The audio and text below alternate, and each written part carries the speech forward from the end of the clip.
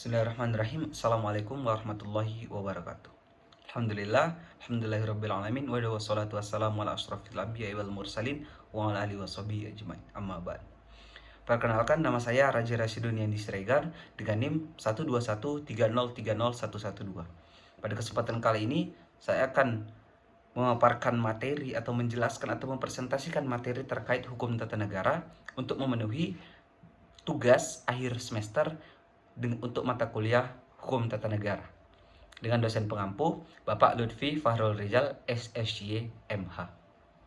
Adapun yang saya bahas dalam video ini adalah terkait pemaparan daripada pertemuan 1 sampai 7 yang diambil satu untuk dijelaskan dan makalah yang diberikan dalam memenuhi tugas terstruktur gitu. Adapun yang saya ambil materinya adalah materi pertemuan ke-6, yaitu terkait negara autokrasi modern dan negara demokrasi, dan yang akan saya jelaskan terkait tugas struktur dengan judul Sistem Pemerintahan Pusat. Materi yang paling awal saya jelaskan adalah terkait materi yang telah disampaikan oleh Bapak dosen dari pertemuan 1 sampai 7. Yang pada kesempatan kali ini saya memilih pertemuan ke-6 karena menurut saya itu adalah materi yang paling menarik. Adapun judul daripada materi ke-6 adalah Negara Autokrasi dan Demokrasi Modern. Negara autokrasi modern. Negara autokrasi atau otokrasi merupakan sistem pemerintahan yang hanya dipegang oleh kekuasaan tunggal, yang dimana ini lebih dikenal dengan sistem satu partai atau partai tunggal. Pemimpin otokrat memegang kendali akan politik, ekonomi, sosial hingga militer, lebih membatasi kekuasaan pihak lainnya yang dianggap sebagai kompetitornya. Kekuasaan seorang otokrat bersifat absolut atau mutlak, tidak terbatas dan tidak tunduk akan batasan hukum ataupun legislatif itu sendiri. Kekuasaan ini sepenuhnya dipangku di tangan negara. Adapun beberapa indikator yang menjadi barometer daripada negara autokrasi modern itu sendiri adalah yang pertama, sistem satu partai atau partai tunggal. Yang kedua adalah menghimpun kekuasaan sebesar mungkin pada tangan negara. Yang ketiga, organisme yang dianggap sebagai satu kesatuan yang mempunyai dasar-dasar hidup serta kehidupan dan mempunyai kepentingan sendiri serta kepribadian sendiri. Yang selanjutnya adalah penentuan wakil rakyat masih didominani oleh penguasa. Dan yang terakhir adalah eksekutif itu menjadi hal yang dominan daripada negara autokrasi modern. Adapun contoh yang menerapkan sistem autokrasi modern adalah yang pertama, fasisme Italia, Nazisme Jerman, serta komunisme Uni Soviet. Lalu yang kedua adalah demokrasi modern.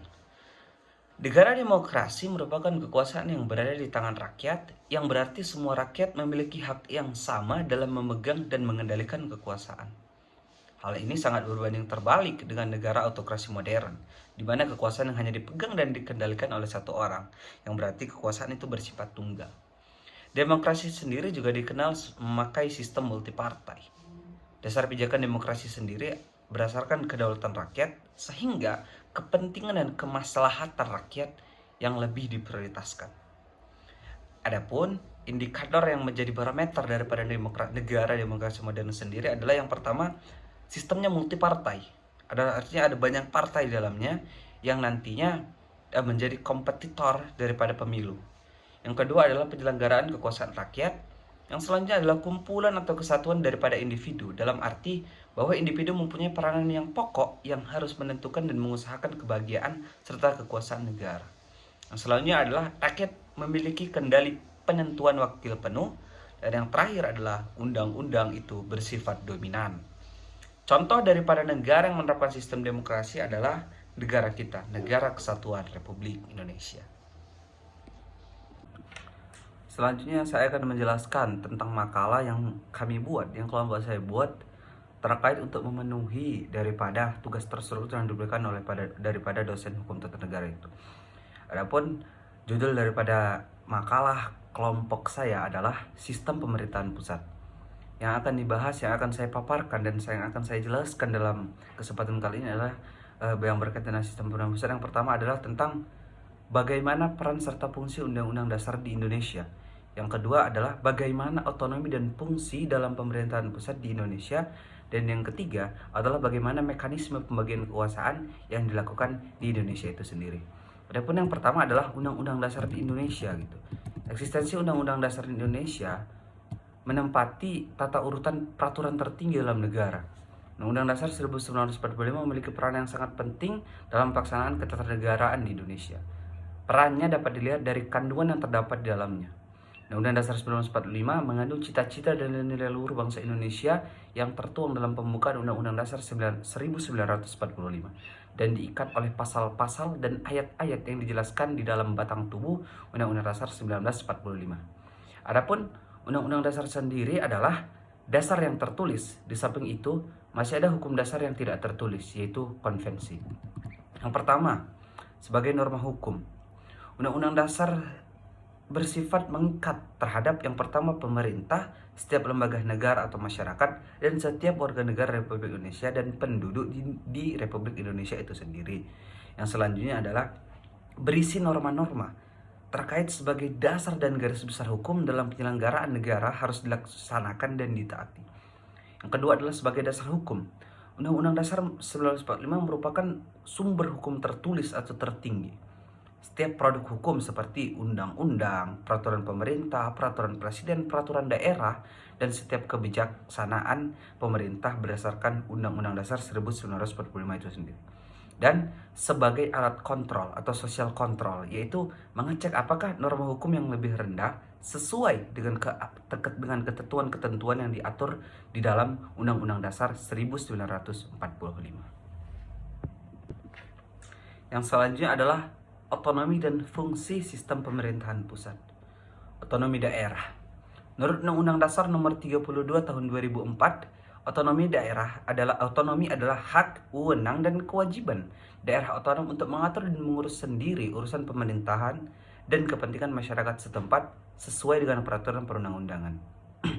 Secara harfiah, otonomi daerah berasal dari kata otonomi dan daerah. Dalam bahasa Yunani, otonomi berasal dari kata autos dan namos. Autos berarti sendiri dan namos berarti aturan atau undang-undang. Sehingga dapat diartikan sebagai kewenangan untuk mengatur sendiri atau kewenangan untuk membuat aturan guna mengurusi rumah tangga sendiri. Sedangkan daerah adalah kesatuan masyarakat hukum yang mempunyai batas-batas wilayah. Selanjutnya saya akan membahas terkait tujuan dan fungsi otonomi daerah. Otonomi daerah memiliki fungsi dan tujuan yang sangat penting bagi daerahnya sendiri. Tujuan daripada otonomi dan fungsi daripada otonomi daerah itu sendiri adalah telah tertuang dalam Undang-Undang Nomor 32 Tahun 2004. Berdasarkan landasan hukum tersebut, fungsi dan tujuan otonomi daerah adalah sebagai berikut. Tujuan otonomi daerah. Yang pertama adalah untuk meningkatkan kesejahteraan masyarakat yang tinggal atau mendiami suatu tempat di daerah yang menjadi kekuasaannya. Yang kedua, meningkatkan kualitas pelayanan umum yang berada di daerah kekuasaannya. Yang ketiga, meningkatkan daya saing daerah yang ada dalam satu negara. Yang keempat, menetapkan kebijakan sendiri berdasarkan kondisi daerah kekuasaannya. Dan yang kelima adalah untuk memenuhi tujuan kedaerahan dan memberikan kebebasan untuk mengatur daerah sendiri meskipun masih terikat dengan negara. Selanjutnya adalah fungsi otonomi daerah. Sama halnya dengan tujuan otonomi daerah, fungsi daerah juga tertuang dalam Undang-Undang Nomor 32 Tahun 2004. Berdasarkan undang-undang tersebut, fungsi otonomi daerah adalah sebagai berikut. Yang pertama, otonomi daerah berfungsi untuk mengatur pemerintahan daerah kekuasaannya. Yang kedua, otonomi daerah berfungsi untuk mengurus berbagai urusan pemerintahan di daerah kekuasaannya. Tujuan dan fungsi otonomi daerah merupakan dua hal yang tidak dapat dipisahkan antara satu dengan yang lainnya. Fungsi otonomi daerah dilaksanakan untuk memenuhi tujuannya. Nah, selanjutnya ada yang dinamakan terkait asas-asas otonomi daerah. Dalam menyelenggarakan pemerintahan yang bersifat otonomi daerah, pemerintah harus menggunakan beberapa asas. Asas-asas tersebut adalah sebagai berikut. Yang pertama adalah asas desentralisasi, yang kedua adalah tugas pembantuan, dan yang ketiga adalah asas dekonsentrasi. Yang selanjutnya adalah mekanisme terkait pembagian kekuasaan yang ada di Indonesia. Mekanisme pembagian kekuasaan yang ada di Indonesia dibagi menjadi dua, yaitu secara horizontal dan vertikal gitu. Yang pertama adalah mekanisme pembagian kekuasaan secara vertikal. Dalam Undang-Undang Pasal 18 ayat 1 Undang-Undang Dasar, dalam pasal ini dijelaskan secara jelas mekanisme pembagian kekuasaan yang dilaksanakan di Indonesia secara vertikal. Ini dimulai dari urutan kabupaten atau kota, provinsi hingga pusat. Jadi, pemerintahan pusat memiliki kekuasaan yang lebih tinggi daripada provinsi maupun kota. Kedudukan ini berjenjang dari atas dan bawah, dan pembagian ini bertujuan untuk tugas yang lebih efektif. Pemerintah pusat akan diletakkan di ibu kota dan menjalankan peran yang sifatnya skala luas, termasuk membantu semua pemerintah daerah di seluruh wilayah. Sedangkan pemerintah daerah hanya mengurusi wilayah yang ditempatinya. Ini adalah bentuk penerapan otonomi daerah. Mekanisme pembagian kekuasaan yang dilaksanakan di Indonesia sehingga dapat menyelenggarakan program keamanan dan fiskal sendiri. Dalam menjalankan peranannya, pemegang kuasa di tingkat yang lebih bawah perlu untuk mendapat persetujuan dari pemegang peran di atasnya. Misalnya, bupati ingin mengajukan perubahan di sektor tertentu, maka gubernur adalah orang yang harus dihubungi terlebih dahulu. Yang kedua adalah mekanisme pembagian kekuasaan secara horizontal. Pembagian vertikal berarti pembagian yang sifatnya memiliki urutan dari atas ke bawah. Ini adalah bentuk pembagian yang umum kita kenali. Tetapi ini bukan menjadi satu-satunya mekanisme pembagian kekuasaan yang disahkan di Indonesia. Masih ada yang dinamakan pembagian kekuasaan secara horizontal. Dalam pembagian kekuasaan secara horizontal ini diperlukan adanya konsistensi dari semua pemilik peran karena sifatnya masif dan untuk kemajuan bangsa. Dan untuk pembagian di sektor horizontal, peran-peran ada di pemerintah negara Indonesia antara lain yang pertama adalah kekuasaan legislatif. Hasil mekanisme pembagian kekuasaan dilaksanakan di Indonesia secara horizontal adalah lembaga legislatif. Lembaga ini memegang peran untuk menyusun undang-undang di pemerintahan Indonesia. DPR adalah contoh daripada kekuasaan legislatif. Yang kedua, ada yang dinamakan kekuasaan konstitutif. Selain lembaga legislatif, ada lembaga konstitutif yang peran untuk setuju atau mengubah undang-undang dasar. Kekuasaan konstitutif ini terdiri daripada anggota MPR dan sifatnya juga berada di pusat. Kekuasaan konstitutif ini tidak secara asal dipilih. Yang selanjutnya adalah kekuasaan eksekutif. Selanjutnya adalah kekuasaan eksekutif yang memiliki kekuasaan yang memegang peran di pemerintahan pusat.